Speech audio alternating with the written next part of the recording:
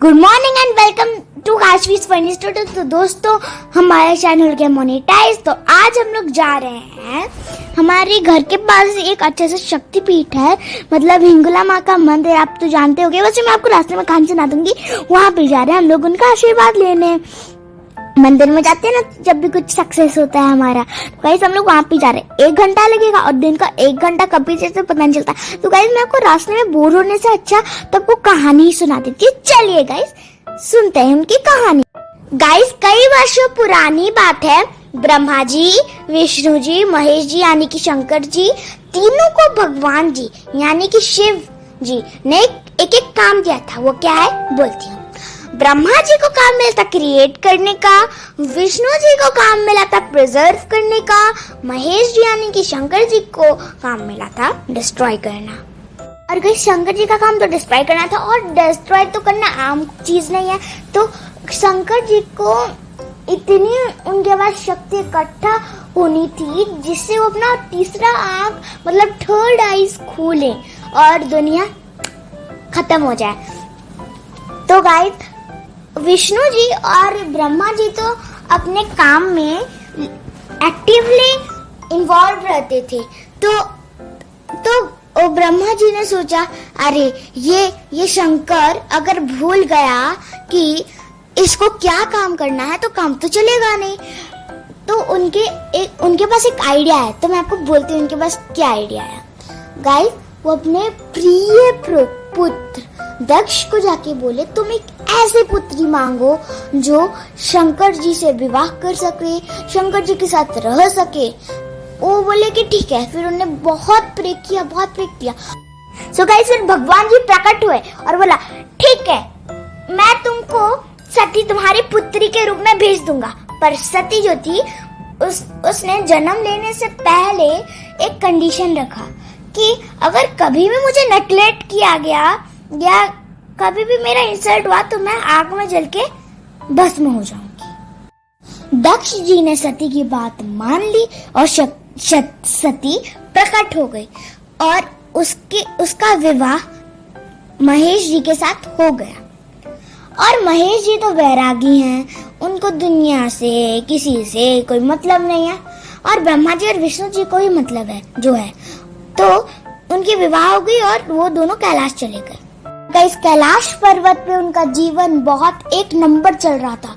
और आगे देवी भागवत में ऐसा लिखा है, दक्ष जी जो सती देवी के पिता थे, देवी ही बोलती हूँ, देवी के पिता थे, उनने सोचा बहुत सालों के बाद एक यज्ञ करने का। तो यज्ञ में सती और शंकर जी को छोड़ के और सारे देवी देवता को बुलाया गया। तो सती ने शंकर जी से बहुत रिक्वेस्ट किया वहाँ पे जाने का। तो उन्हें बोल दिया तुम जाओ, मैं यहाँ पे ही रहता हूँ।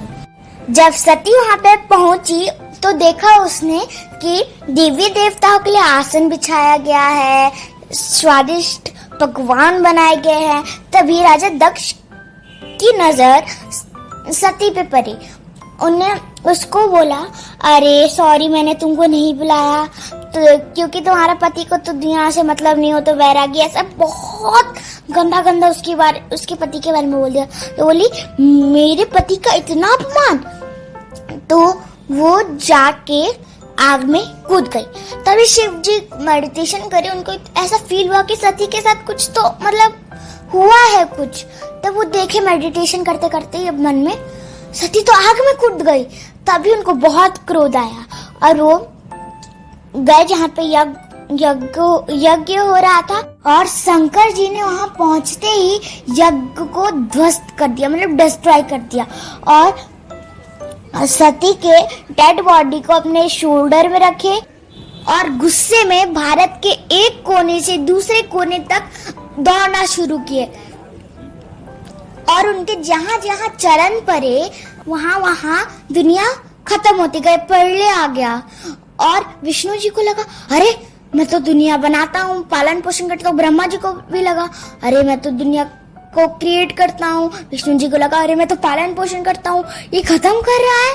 विष्णु जी को लगा, अरे शंकर जी को तो होश में लाना पड़ेगा, तो ये तो पूरा दुनिया खत्म कर देगा।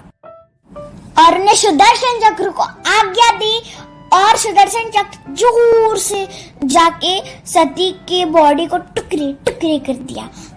गाइस पूरे 52 टुकड़े हुए थे जो नेपाल, भूटान और पाकिस्तान में भी गिरे थे। और उन सब जगहों को हम लोग बहुत महत्व देते हैं क्योंकि वहाँ पे एक शक्तिपीठ होता है जिसके ऊपर हम लोग कुछ जो भी मांगते पूरा हो जाता है। इन 52 टुकड़ों में से देवी का ब्रह्मरंध्र यानी कि सोर्स ऑफ एनर्जी हिंगुला में है जहाँ पे हम लोग जा रहे हैं। और गाइज ये जो अंग है ये हिंगुला में कैसे पहुंचा इसकी बड़ी ही इंटरेस्टिंग कहानी है। गाइज आपने जगन्नाथपुरी का तो नाम सुना ही होगा। वो मंदिर को जो बनाए थे, जो राजा बनाए थे, उनकी पत्नी को मन हुआ, जिसका नाम गुंडीचा था, मन हुआ कि हम लोग कल से जगन्नाथ जी को 62 मटके में भोजन बना के प्रसाद के रूप में अर्पित करें।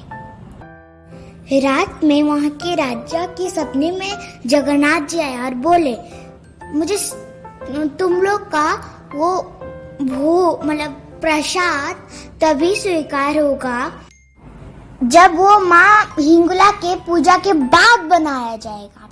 तो फिर राजा को लगा ये माँ हिंगुला कौन है, उन्हें पता किया तो उनको पता चला कि विदर्भ में राजा नल माँ हिंगुला की पूजा उपासना करते हैं।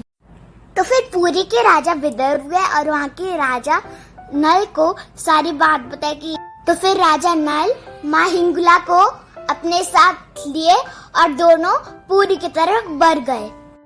जब वो पुरी पहुंचने ही वाले थे तब गोपाल प्रसाद गाड़ा के पास वो लोग बहुत थक गए थे और फिर उन्होंने सोचा कि चलो यहाँ पे थोड़ी देर सो जाते हैं। तो वहाँ पे क्या वहाँ पे ना एक अच्छी बात है, वहाँ पे सिंगड़ा लीवर था जहाँ पे उनके पास पानी भी अवेलेबल था।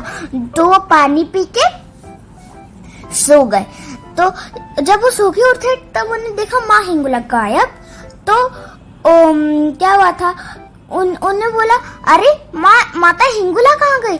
तो तभी जस्ट एक आकाशवाणी हुई और उस आकाशवाणी में माँ हिंगुला ने ही बोला कि मैं यहाँ से नहीं जाऊंगी, तुम लोग को मेरा मंदिर यहाँ भी बनाना होगा और यहाँ पे ही आके पूजा करना होगा। सो गाइस हम लोग पहुंच चुके हैं हिंगुला और आपने हिंगुला मंदिर के तो दर्शन कर ही लिए हैं। अब आपसे और ना गाइस एक मंदिर है बस, मतलब वहाँ पे उनका मतलब जैसे नॉर्मल मंदिर होता है वैसे ही है। गाइस देवी जो है वो अग्नि स्वरूप है और वो आग है, आग बहुत ही प्रचंड आग है।